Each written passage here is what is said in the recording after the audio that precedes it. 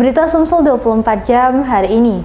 Komunitas Gurame bersama Satlantas Palembang menggelar kegiatan polisi sahabat anak di Museum Negeri Sumatera Selatan. Kegiatan ini untuk menumbuhkan disiplin anak sejak dini. Aibtu Muhtasor begitu semangat memberikan dasar-dasar disiplin berlalu lintas kepada anak-anak. Pembawaannya yang bersahabat dengan anak membuat suasana menjadi ceria. Kegiatan ini sendiri diselenggarakan komunitas Gurame Palembang bersama Satlantas Polrestabes Palembang dan Museum Negeri Sumatera Selatan serta Harian Umum Palembang Express. Aibtu Muhtasor mengatakan, pembinaan polisi sahabat anak merupakan kegiatan rutin dari Satlantas Polrestabes Palembang. Program ini sasaran utamanya untuk menumbuhkan sikap disiplin bagi anak-anak sejak usia dini. Oleh sebab itulah, pihaknya sengaja menanamkan sikap tertib berlalu lintas melalui alat peraga yang menarik, misalnya bernyanyi dan bermain bersama anak-anak PAUD. Nah, untuk kegiatan yang kami laksanakan adalah yang pertama berkaitan dengan pengenalan rambu-rambu lalu lintas, pengenalan berkaitan dengan penggunaan helm dan juga safety belt, dan juga kita berkaitan dengan disiplin kepada anak-anak sejak usia dini. Karena pendidikan diawali dari keluarga. Jadi harapan kami peran orang tua untuk memberikan edukasi berkaitan keselamatan ini sangat penting. Nah, jadi jangan sampai anak-anak nanti terbiasa tidak terkontrol berkaitan dengan misal nanti kelak dia dewasa terbiasa dengan disiplin, insya Allah dia akan tercipta terus dari sekolah sudah pakai helm, tidak melanggar. Nah, ini harapan kami dalam rangka untuk menekan angka pelanggaran lalu lintas yang berpotensi terjadinya traffic accident, kecelakaan lalu lintas. Sementara itu, Koordinator Gurame Palembang Susanti menyebut ada 230 anak dari berbagai sekolah di Kecamatan Seberang Ulu mengikuti pembinaan anak dan lomba mewarnai ibu dan anak.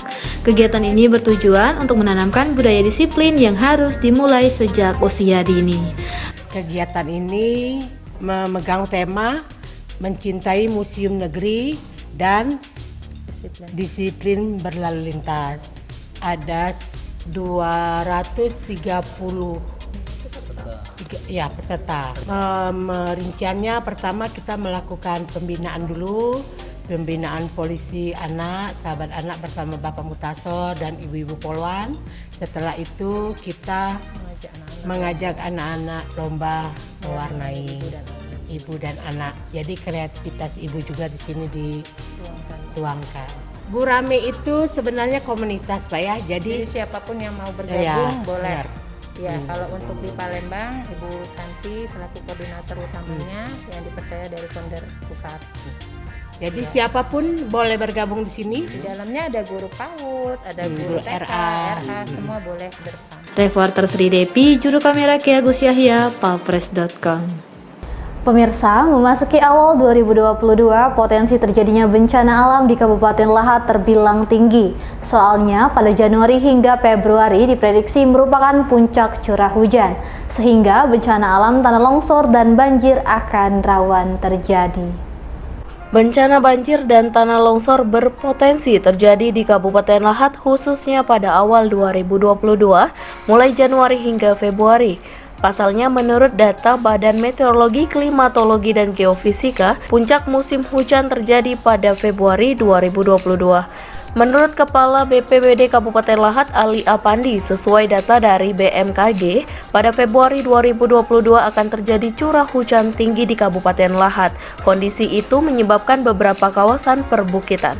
Daerah yang diperkirakan akan diguyur hujan dengan intensitas tinggi yakni Kecamatan Gumai Ulu, Mula Ulu, Tanjung Sakti Pumi, Pulau Pinang, dan Pagar Gunung. Sehingga di daerah-daerah itu berpotensi terjadi bencana longsor dan banjir. Dari BMKG bahwa puncak curah hujan tinggi di Kabupaten Lahat sampai bulan Februari. Nah, antisipasi ini juga rawan untuk daerah Lahat karena fotografi Lahat yang sebagian besar adalah seperti Tanjung Sakti, Gumai Ulu, Pagar Gunung. Itu umumnya adalah daerah-daerah lereng. Hujan yang tinggi bisa menyebabkan curah hujan tinggi bisa menyebabkan longsor. Ini sudah terjadi beberapa minggu yang lalu di Jati, sehingga menutup jalur lalu lintas. Seperti tahun-tahun kemarin sudah siaga, sudah disampaikan kepada masyarakat daerah-daerah yang memang rawan baik itu banjir maupun tanah longsor. Untuk itu, lanjut Apandi, BPBD mengimbau agar warga tetap waspada saat curah hujan tinggi, terutama yang bermukim di kecamatan rawan longsor dan banjir. Tetap melakukan koordinasi kepada pemerintah desa dan kecamatan untuk cepat tanggap dalam melakukan langkah penanggulangan bencana alam. Reporter dan juru kamera Bernard Albar, palpres.com. Kabupaten Oku Timur menjadi daerah pertama pelantikan pengurus Kormi. Kepengurusan Kormi sendiri didominasi anak muda dalam mengembangkan rekreasi olahraga masyarakat. Ketua Kormi Sumsel Haja Samanta Tipani Hermanderu secara resmi melantik pengurus Kormi Oku Timur belum lama ini. Istimewanya, Kormi Oku Timur merupakan daerah pertama di Sumatera Selatan. Putri Gubernur Sumsel ini mengatakan Kormi merupakan jenis olahraga rekreasi yang membutuhkan keinginan dan kesadaran agar tubuh tetap sehat dan bugar. Olahraga tersebut tentunya dapat dilaksanakan dengan rasa gembira dan bahagia. Ada beberapa bidang olahraga rekreasi seperti olahraga kesehatan serta kebugaran, olahraga tradisional, olahraga petualangan, dan tantangan.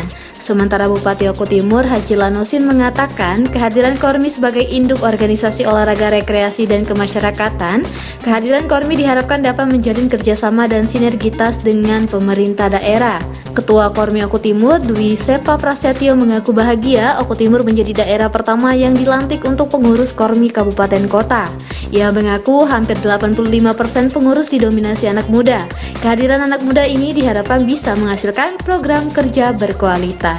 Mudah-mudahan Kormi Kabupaten Oku Timur bisa langsung bersinergitas dengan program-program pemerintah daerah Kabupaten Oku Timur guna untuk mencari bibit-bibit penggiat olahraga. Tujuan kita untuk ke Fornas 6 yang akan dilaksanakan di Palembang pada bulan 6 nanti.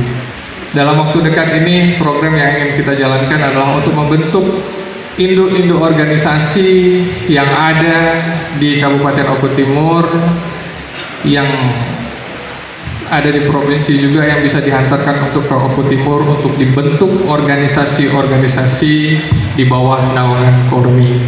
Reporter dan juru kamera Arman Jaya, palpres.com. Berita terakhir Sumsel 24 jam hari ini, jajaran Satres Narkoba Polres Musirawas Utara berhasil menggagalkan 4.700 pil berbahaya berupa ekstasi. Ribuan pil ini dibawa oleh seorang remaja berusia 19 tahun. Jajaran Satres Narkoba Polres Musirawas Utara berhasil mengamankan 4.700 pil ekstasi. Ribuan pil ini dibawa oleh seorang remaja berusia 19 tahun. Pelaksana tugas Kapolres Muratara AKBP Andi Basorahman mengatakan penangkapan tersangka setelah mendapat laporan dari masyarakat sekitar pukul 2 dini hari Kamis kemarin. Tersangka berhasil diamankan di depan Masjid Kelurahan Surolangun dengan membawa 4.700 butir ekstasi. Barang bukti tersebut terbungkus kantong plastik bening, ekstasi berwarna biru sebanyak 7 kantong dengan total 3.300 butir, serta ekstasi berwarna merah muda sebanyak 3 kantong dengan total 1.400 butir.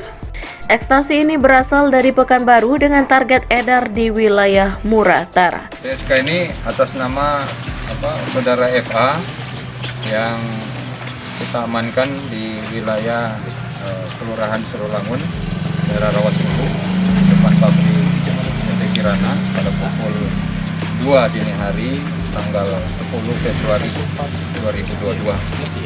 Yang bersangkutan ini atau tersangka ini berencana akan mengedarkan sekitar 10.000 butir ekstasi yang kami monitor dari Riau, kemudian akan disebarkan di tempat kita sebanyak 3.300 ditambah dengan 1.400 butir. Reporter dan juru kamera Hengki, palpres.com. Demikianlah berita Sumsel 24 jam hari ini. Jangan lupa untuk mendukung program kami lainnya di YouTube Palpres Official seperti podcast Cuka Pedas, Budak Lorong, Basing, Ternyata Bukan Mistis, dan Ruang Cerita bersama Kakak Juli. Saya adalah Sana Sution, sampai jumpa.